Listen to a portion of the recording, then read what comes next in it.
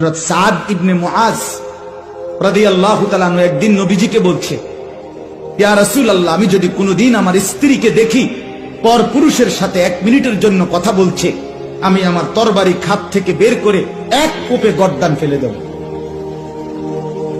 সাহাবীরা, হাদিসে আছে, সাহাবীরা চিৎকার করে উঠছে আল্লাহু আকবার কইয়া খুশিতে। আরে কইল কি রে? নবীজি তখন হাদিস আছে, নবীজি সাল্লাল্লাহু আলাইহি ওয়াসাল্লাম বললেন, আতাজাবুনা মিন গায়রাতি সাদ, আরে তোমরা আমার সাদের গায়রত, আত্মমর্যাদা দেখে অবাক হলা?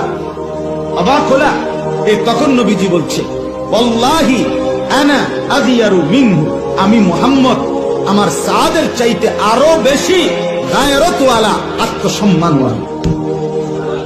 এরপরে বলছে, ওয়াল্লাহু আগিয়ারু মিন্নি, আর আমার আল্লাহ এর চাইতে বেশি